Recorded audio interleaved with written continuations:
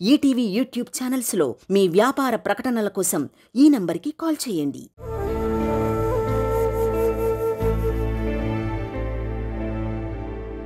నేను చేసింది తప్పేనని నాకు తెలుసు. జరిగిపోయింది. ఇవాళ మనకి స్పెషల్ డే కదా బాలా, నన్ను క్షమించండి. ఓ చాలా లేట్ అయిపోయింది.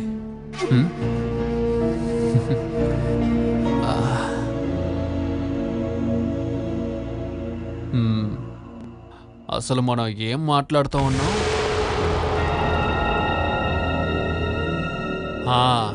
నువ్వు ఎవరినైనా ప్రేమించావా లేదా?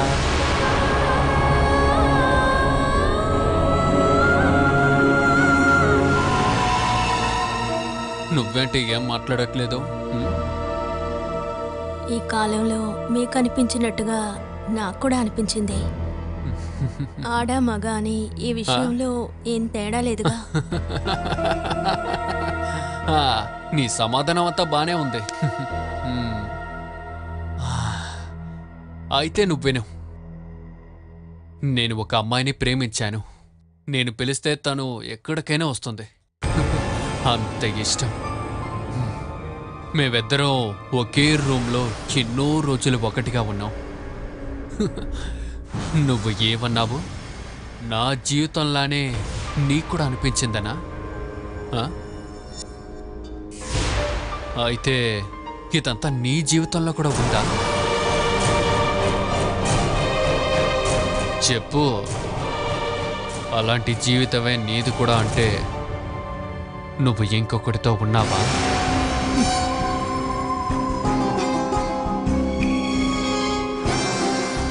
నా జీవితంలో అలాంటిదేం జరగలేదు.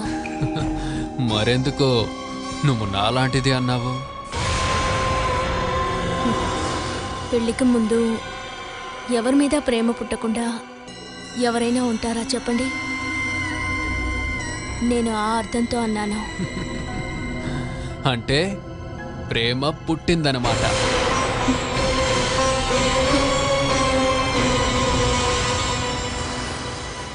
ఎవరి మీద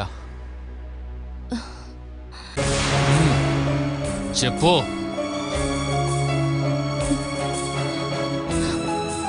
నన్ను ఎందుకు ఇలా అవమానిస్తున్నారు?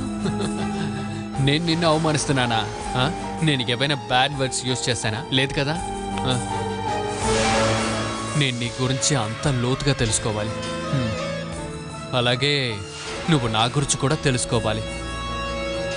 ముందు నేను నా విషయం నీకు చెప్పేస్తాను. ఇన్ని సంవత్సరాలలో నేను ప్రేమించిన అమ్మాయిల్లో నన్ను ప్రేమించిన వాళ్ళు నాకు ఇచ్చిన లవ్ లెటర్స్, బహుమతులు అదంతా నీకు చెప్పాలి. ఆ తర్వాత నీ జీవితంలో జరిగిన విషయాలు అంతా నువ్వు నాకు చెప్పాలి. పాత దుమ్ము ధూళంతా తీసి పారేసి క్లీన్గా మారాలి. ఆ తర్వాతే మన జీవితాన్ని స్టార్ట్ చేయాలి. నీకు తెలుసు కదా బాలా, మనసులోనే ఉంచుకుని ఇలాంటి బంధాలే ఎంతోమంది కుటుంబాలని నాశనం చేస్తుంది. మనకొంచెం మోడర్న్ అయిపోదాం. అందుకని అంతా మనం మనసు విప్పే మాట్లాడేద్దాం. నేను నా జీవితం గురించి చెప్పనా? నాకు మీ గతం గురించి తెలియాల్సిన అవసరం లేదు. ఇదేదో మేనేజ్ చేసేలా ఉంది బాలా. నీ జీవితం గురించి మాట్లాడడానికి ఇష్టం లేదనేది కదా దానికి అర్థం. నాకలా చెప్పుకునేలా ఎటువంటి కథలు లేవు. ఇంకా ఇలా గుచ్చి అడిగితే మిమ్మల్ని ఆశ్చర్యపెట్టేలా కథ చెప్పడం కూడా నాకు తెలీదు. అయితే నువ్వు నా గురించి ఏమీ తెలుసుకోవక్కర్లేదా? నన్ను పెళ్లి చేసుకునే ముందు మీరు ఎలా ఉండేవారు అని ఇప్పుడు తెలుసుకుని ఏంటి ప్రయోజనం? తెలుసుకున్నా వదిలేసి వెళ్ళలేను కదా. అందుకే నాకు జరగబోయేది తెలుసుకుంటే చాలు. నేను ఎలాంటి వాడినని తెలిస్తే కదా నువ్వు ముందే రెడీ అవ్వగలవు. ముందే రెడీ అవ్వడానికి ఇదేమీ యుద్ధం కాదుగా. మీరు నా శత్రువు కాదుగా, నా భర్తేగా. పరిచయం లేని చోటికి మీ చేయి పట్టుకొని వచ్చింది తాళి కట్టిన మీ మీద ఉన్న నమ్మకమేగా. నా నమ్మకం ఇంకా మీరు మాత్రమే. నీకొద్దంటే ఓకే, కానీ నీ విషయంలో నేను కొంచెం రెడీగానే ఉండాలి. నిన్నిక్కడ వదిలేసి నేను ఇంకొక ప్లేస్లో వెళ్ళి ఉద్యోగం చెయ్యాలి. నన్ను లాక్ చేసి వెళ్ళిపోండి. వచ్చిన తర్వాత తెరిస్తే చాలు. అప్పుడు భయపడక్కర్లేదుగా.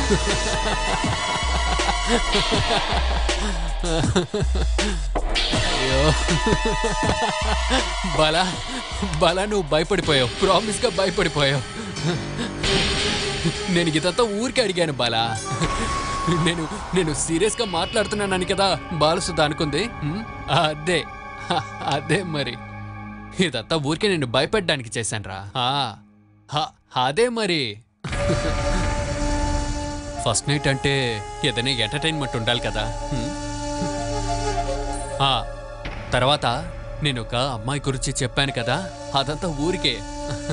ఇంకా దాన్ని మనసులో పెట్టుకుని మన జీవితాన్ని పాడు చేసేకు.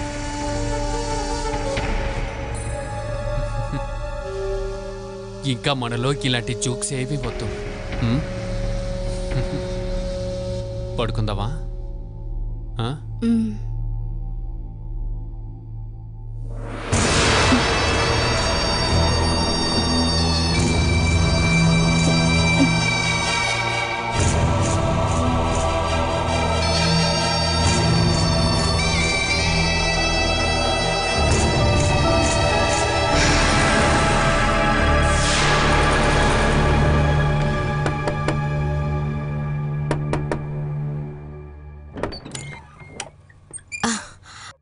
మేం బయలుదేరతామమ్మా. ఇంత అర్ధరాత్రి వేళప్పుడు టైం ఎంత ఎంతో చూడండి, 4:30 అయింది. ఏమండి, వీళ్ళు బయలుదేరబోతున్నారట. ఎంత పెందలాడే వెళ్ళాలా? పొద్దున్నే టిఫిన్ చేసి బయలుదేరొచ్చు కదా. నేను 9ంటికి ఆఫీస్కి వెళ్ళాలి, అందుకే. ఇంత తెల్లవారుజామున బయలుదేరతామని నిన్నే చెప్పుంటే నేను తొందరగా లేచి ఏదో ఒకటి రెడీ ఏం చేసేదాన్ని. పర్వాలేదమ్మా, మేం వెళ్లేదారిలో తింటాంలే. బాలాని వేణుని భోజనాలు పిలవడానికి మీరే వెళ్ళండి మావయ్య. ఫోన్లో చెప్తే సరిపోదా ఏంటి? సరిపోదు, మీరే అక్కడికి వెళ్ళి పిలవాలి. అక్కడ కుటుంబ పరిస్థితి ఎలా ఉంది, బాలా సంతోషంగా ఉందా లేదని తెలుసుకోవాలి కదా. సంతోషాలు బాధలు అనేవి వాళ్ళ వాళ్ళ మనసులను బట్టే ఉంటాయి. మీరుండండి, మనం కూడా వాళ్ళని భోజనానికి పిలవాలిగా. ఈ రోజు సాయంత్రమే మనం వెళ్ళి పిలుద్దామండి. ఇదేంటి అలవాటు? ఇక్కడి నుంచి ఎవరైనా వెళ్ళి కదా పిలవాలి. ఇక్కడి నుంచి అంత దూరం ఎవరు వెళతారు? పెళ్ళి అయిపోయింది, ఇక రావడం వెళ్ళడం అంతా వాళ్ళ ఇష్టం. బాలసుధ అనే భారాన్ని దింపినంత సంతోషంగా మీరున్నారు, అంతే కదా.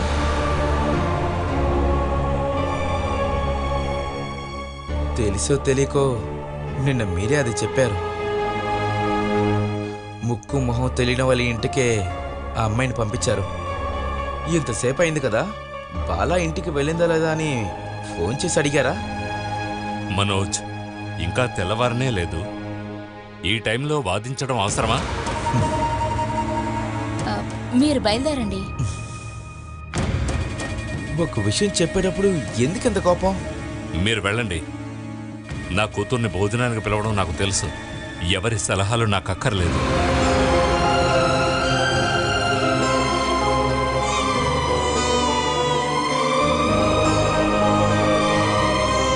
జయా,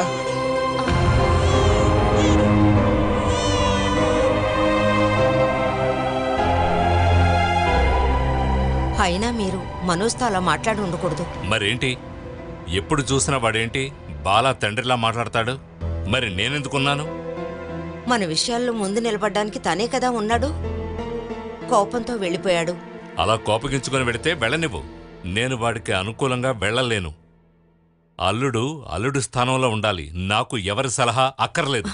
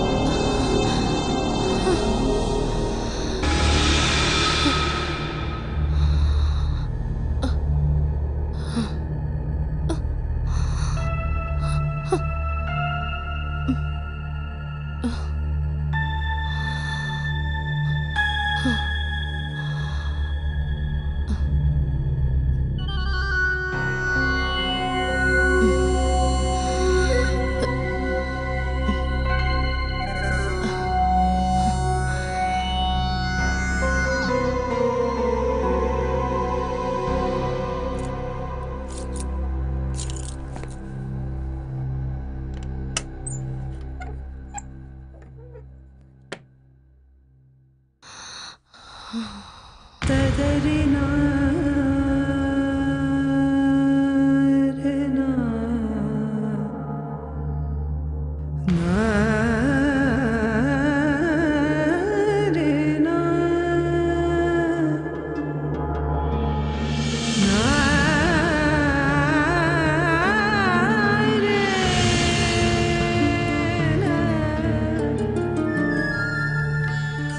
ఏం జరిగింది?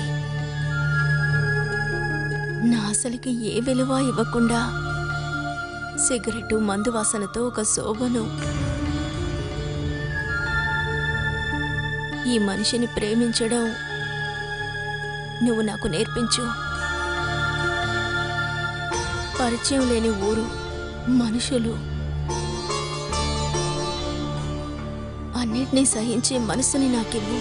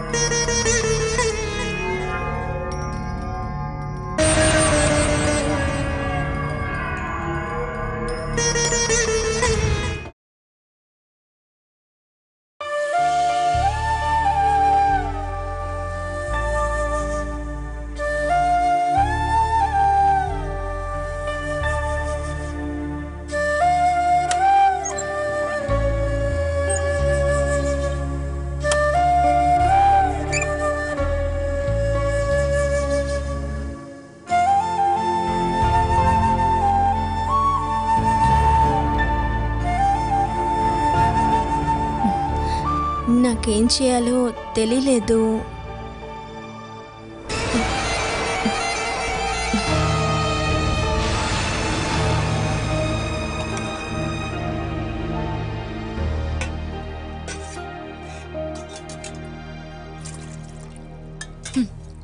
మృగాలు కూడా వాటి జాతితో ఇలా అయితే ప్రవర్తించవు.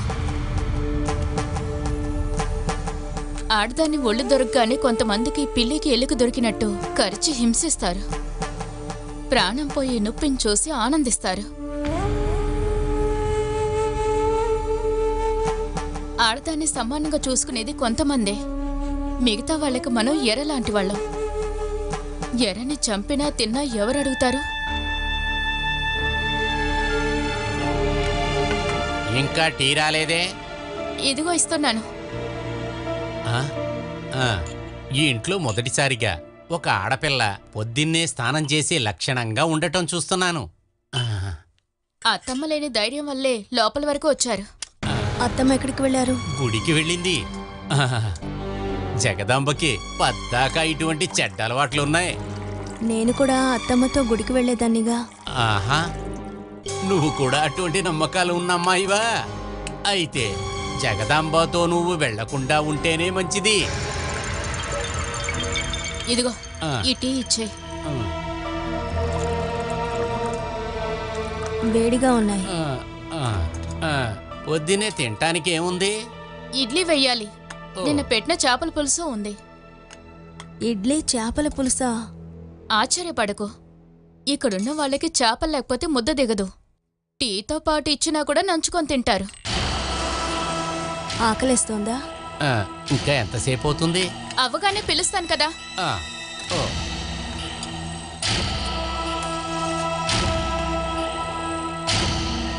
మావయ్య గారితో ఇలా మాట్లాడుతున్నావేంటక్క? తప్పు కదా. మావయ్య ఇలాంటి వాళ్ళు పేరుకు మాత్రం ఇంట్లో ఉంటారు. ఎటువంటి విషయంలోనూ తలపెట్టి ఎదిరించలేని ఉపయోగం లేని మనిషి. అక్క ఎందుకు ఇలా మాట్లాడుతున్నావు? ఆయన వింటే బాధపడతారు కదా. ఏమీ బాధపడరులే. నాటకాలన్నీ పూర్తయ్యాక ఇంటికొచ్చాక తినడానికి ఏమైనా కావాలి. అంతకు మించి అతనికి ఇంకేం బాధ లేదు.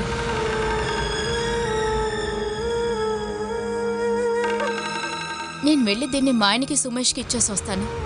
బ్లాక్ టీ లేకపోతే వేణు మంచం నుంచి దిగడు. తీసుకువెళ్ళివ్వు. నీకు టీ కాఫీ ఏమైనా కావాలంటే పెట్టుకో, సరేనా?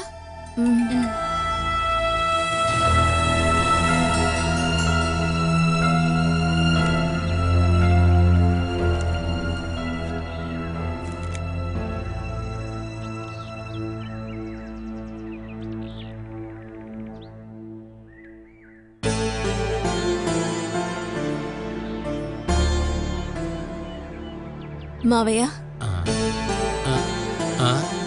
నన్ను పిలుస్తున్నావా? మరింకెవరిని? టిఫిన్ తినరా? చెయ్యాలి. ఏం చదువుతున్నారు? అటువంటిది ఏమీ లేదు. ఏది దొరకలేదనుకో మొన్నటి పేపర్ తీసుకొని కూడా చదువుతాను. దీన్నే ఇప్పుడు నేను 4సారి చదువుతున్నాను. మీకు బోర్ కొట్టదా?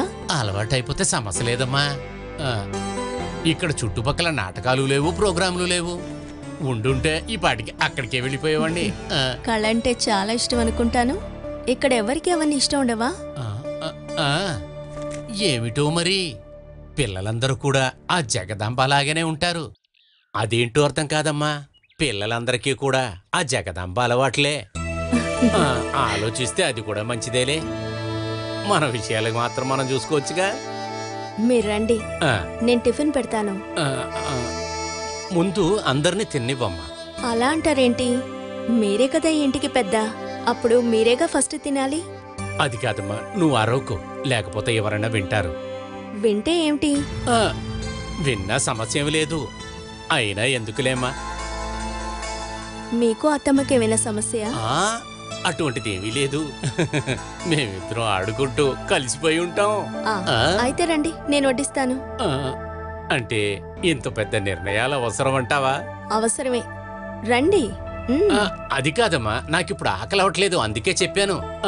నా భర్త తండ్రికి నా చేతులతో వడ్డించాలని నా ఆశ. అది కాదమ్మా, దానికి ఇంకా సమయం ఉంది కదమ్మా. నేనిప్పుడు ఇంటి కోడల్ని. నాకు మీ అందరి అభిమానం కావాలి. రండి. ఆగమ్మా, నాకు నీ మీద ప్రేమ ఎక్కువ. కానీ అది నువ్వు నా కొడుకు భార్యవని కాదు, మానవత్వంగా ఉన్నందువల్ల. అదీ కాకుండా దయ కూడా ఉన్నందువల్ల.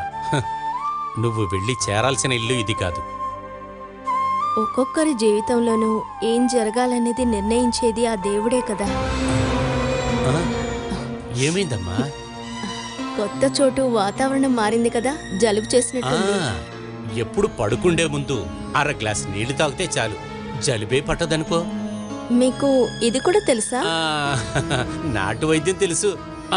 అది కాదనుకో, ఎవరికైనా అవసరపడితే చేస్తాను.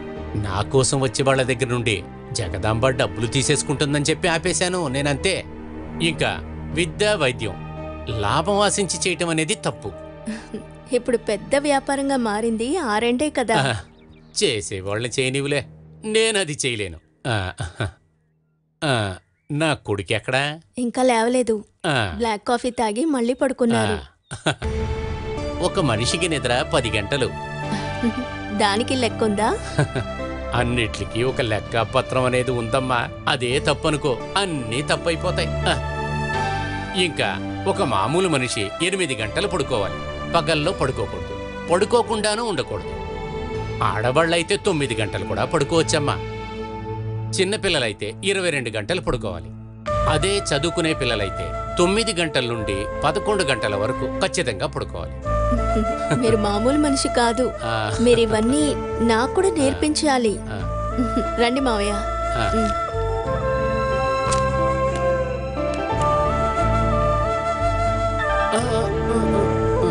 వద్దమ్మా, చెయ్యి వదలండి, ఇది కూడా తినండి. వద్దని చెప్తున్నా కదా.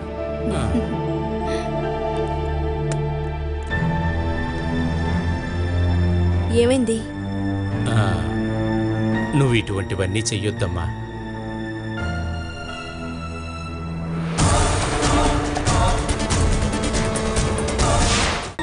బాలా, ఇది నా బీరువాలనే పెట్టుకుంటాను, అక్కడ జాగ్రత్తగా ఉంటాయి. ఎక్కడికైనా వెళ్ళేటప్పుడు వేసుకోవచ్చు కదా ఈ నగలన్నీ.